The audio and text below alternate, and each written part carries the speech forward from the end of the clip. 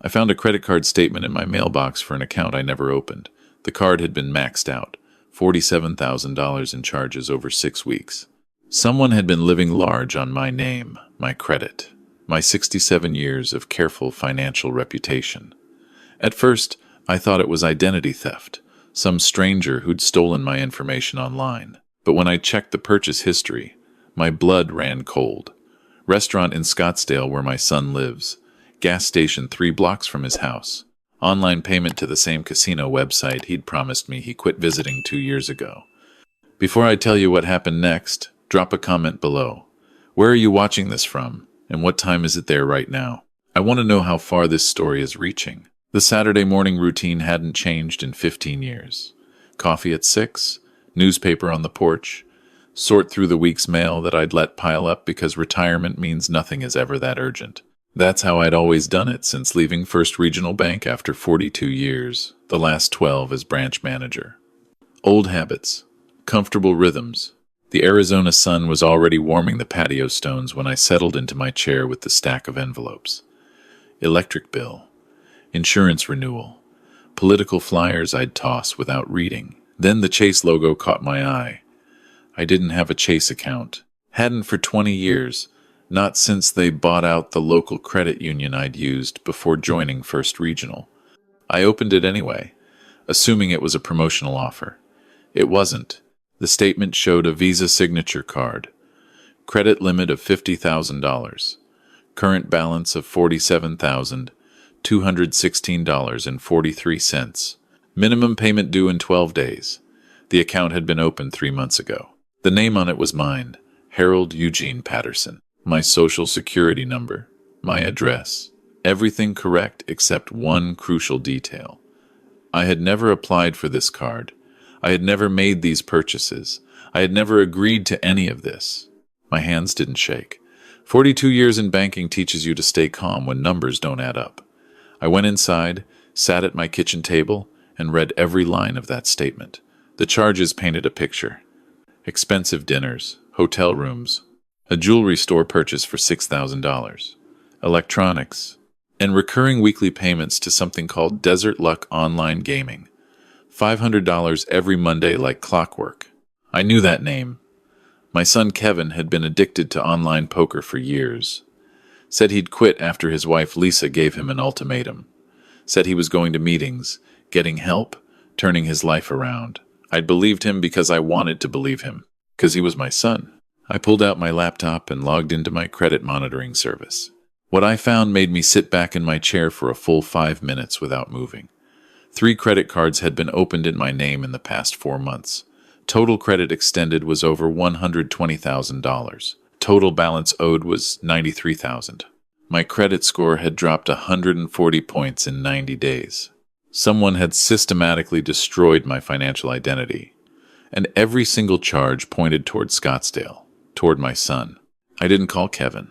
That would have been my first instinct 20 years ago. Confront the problem.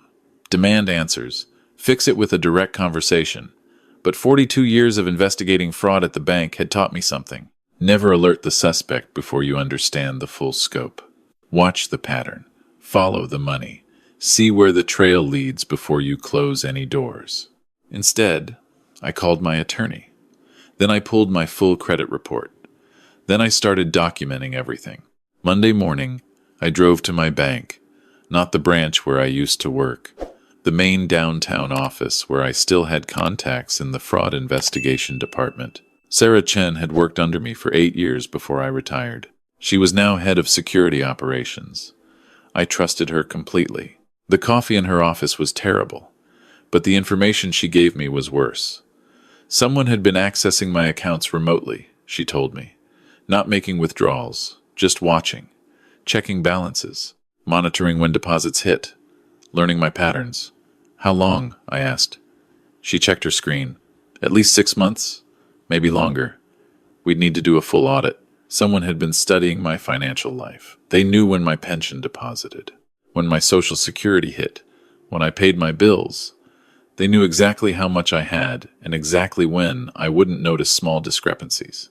Wednesday, I got another piece of the puzzle. My attorney called with news that turned my stomach. Someone had applied for a reverse mortgage on my house.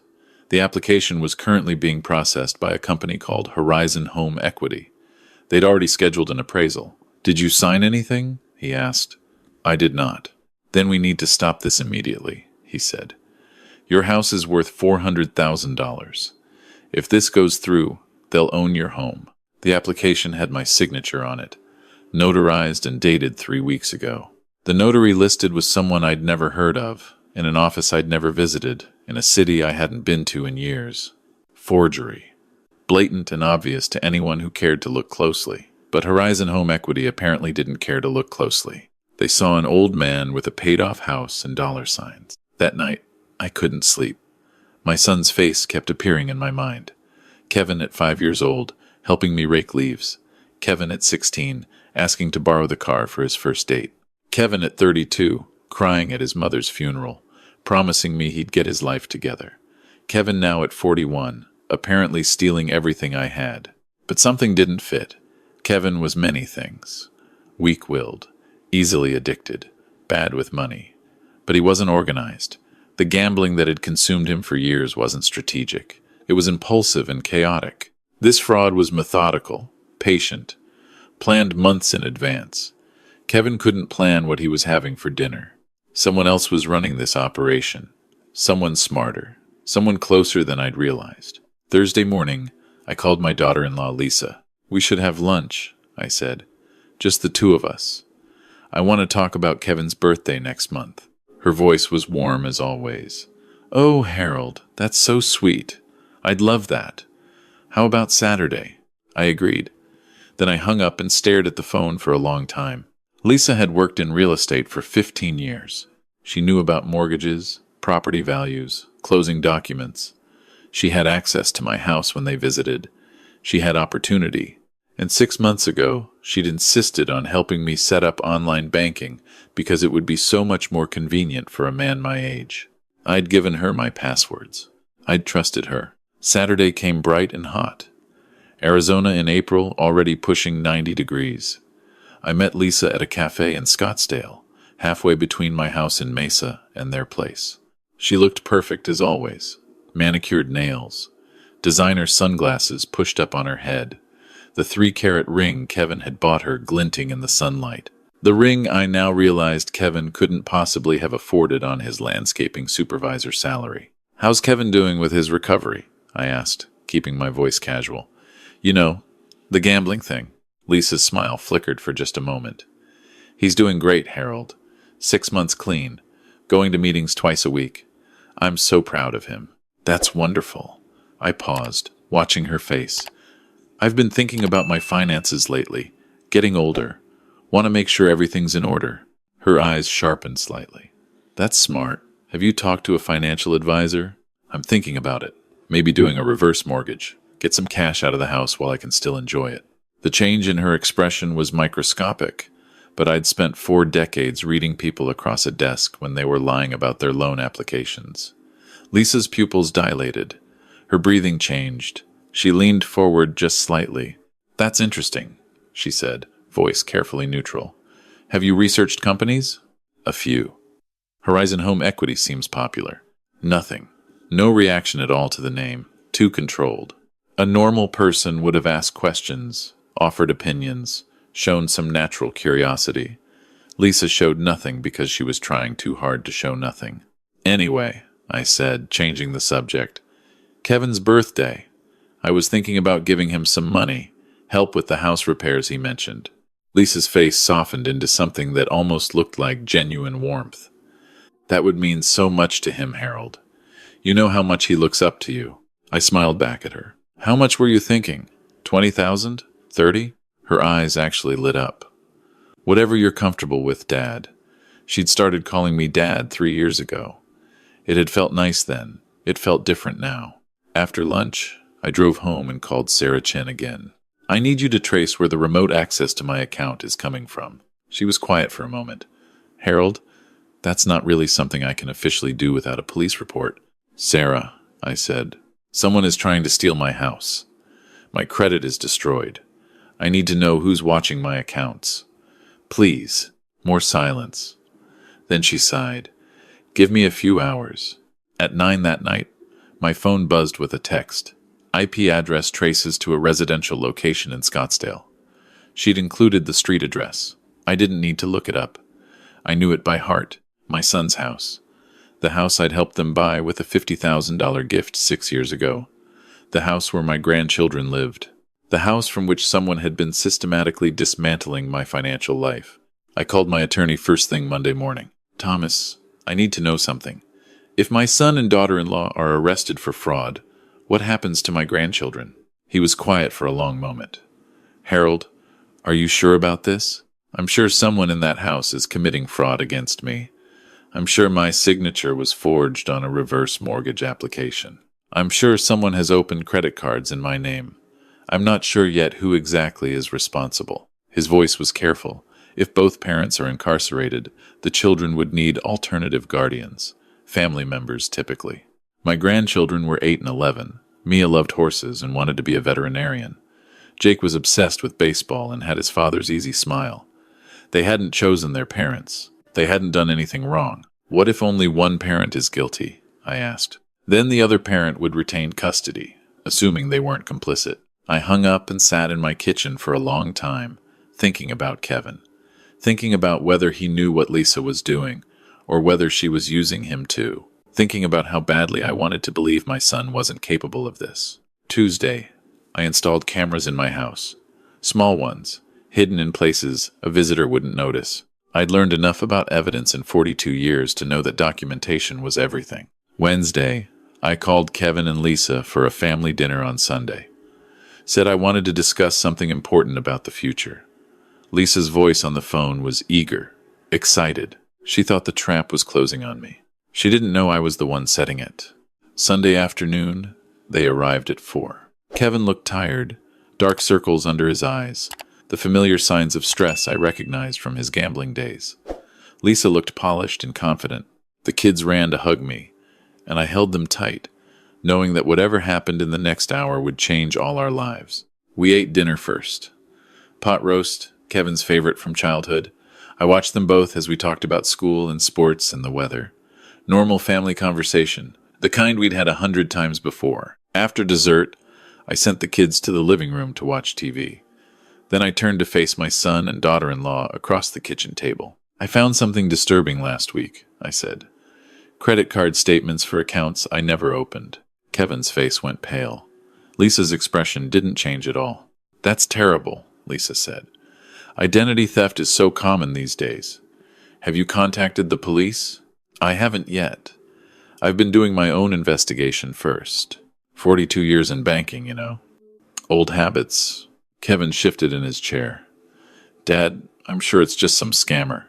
These things happen. I pulled out a folder I'd prepared, placed it on the table between us. Inside were printouts, credit card statements, the reverse mortgage application, IP trace records, screenshots of the remote access software installed on my computer. The IP address accessing my bank accounts, I said, traces to this house. Your house. Kevin made a sound like all the air had been punched out of him. Lisa didn't flinch. That doesn't mean anything. IP addresses can be spoofed. Anyone could have routed through our network.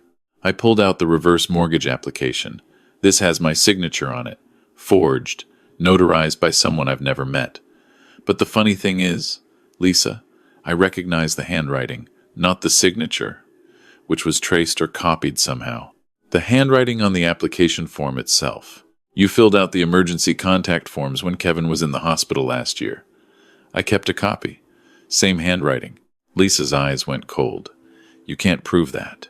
I pulled out another document. I also found this. A change of beneficiary form for my life insurance policy. Someone tried to change the primary beneficiary from Kevin to Lisa directly. The insurance company flagged it because the signature didn't match their records. They called me about it last week. That's actually what started all this. Kevin stood up so fast his chair fell over. Lisa, what is this? What did you do? She turned on him, voice sharp. Shut up, Kevin. Just shut up and let me handle this. Handle it? He was almost shouting. You told me you were just going to borrow a little from his accounts to cover our debts. You said you'd pay it back. You never said anything about his house, about credit cards, about life insurance. I watched my son's face crumble as he realized the full scope of what his wife had done, what he had helped her do, even if he hadn't understood it. The credit cards paid off your gambling debts, I said quietly. $93,000. You're gambling again, aren't you? Kevin collapsed back into a chair that wasn't there and ended up on the floor. I helped him up. His hands were shaking. I thought I could win it back, he whispered. Lisa said if I just kept playing, I'd hit a big win and we'd pay everything back. She said she knew a system. There is no system, I said. There's never a system. There's just people who take and people who get taken. Lisa stood up, grabbed her purse. We're leaving. Kevin, get the kids. This conversation is over. I stayed seated. Lisa, I've already given all this evidence to the FBI, Financial Crimes Division. An agent named Rodriguez has been very interested in Horizon Home Equity's lending practices. Apparently, you're not the only family they've been working with to defraud elderly homeowners. She froze. They're going to offer you a deal, I continued. Testify against Horizon's executives. Explain how the scheme worked. And maybe you'll get reduced charges. Or don't. And face federal fraud charges. Forgery. Attempted elder abuse. And conspiracy. Kevin was crying now. Dad, I didn't know. I swear I didn't know about the house. About the life insurance. I thought it was just the credit cards.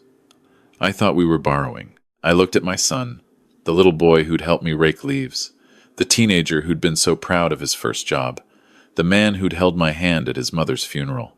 I believe you didn't know everything, I said. But you knew something. You knew money was appearing that shouldn't have been there. You didn't ask questions because you didn't want to know the answers. He nodded, still crying. That's why I'm not pressing charges against you personally, I said.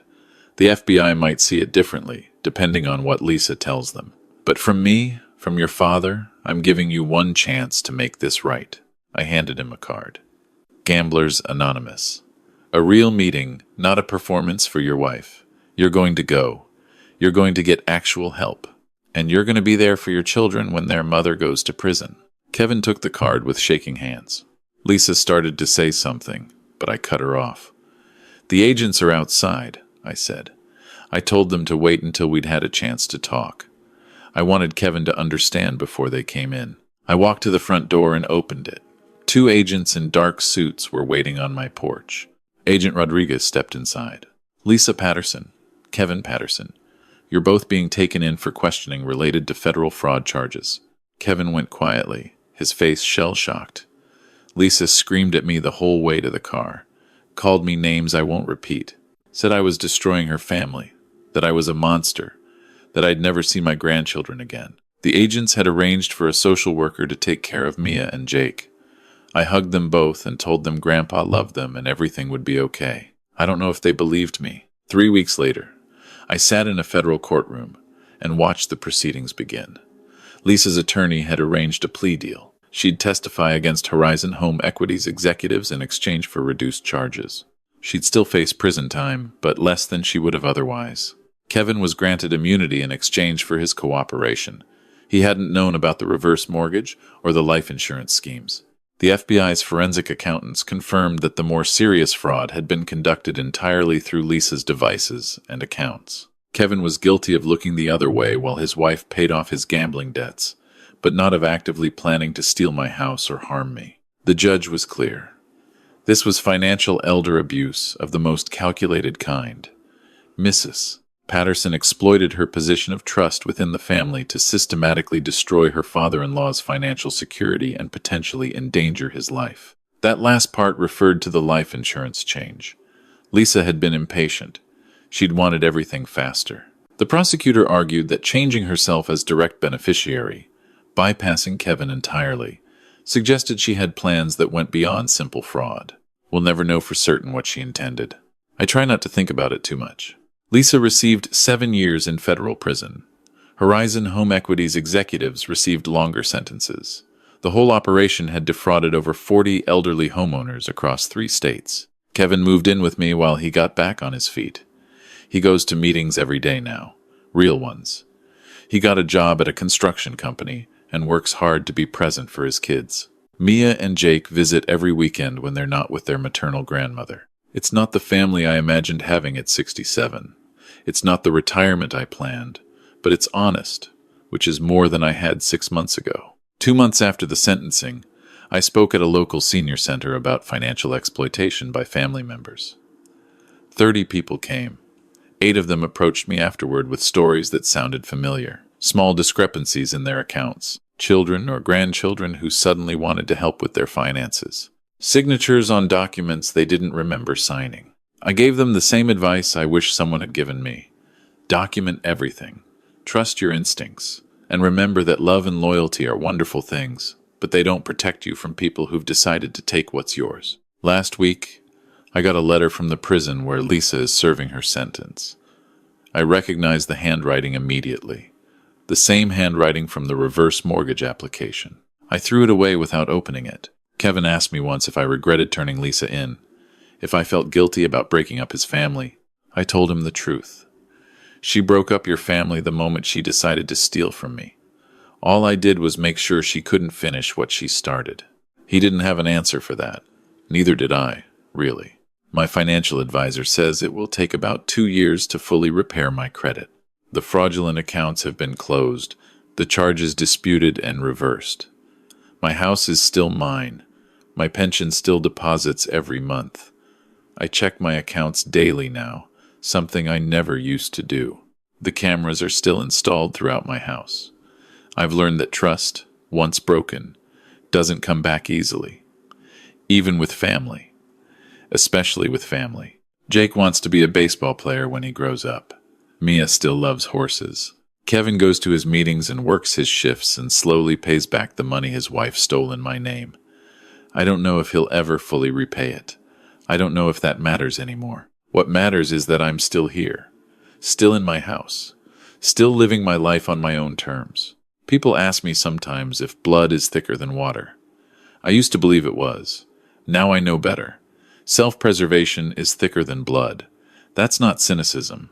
That's survival. If you're watching this and something feels wrong in your family, trust that feeling. Document everything. Protect yourself first. Because the people closest to you are the ones with the most access to destroy everything you've built. I learned that lesson the hard way. I hope you don't have to. Thanks for listening. If this story resonated with you, if you know someone who needs to hear it, share it with them. And if you've been through something similar, leave a comment below. You're not alone, and you're not crazy for protecting yourself. Take care of each other, but take care of yourself first.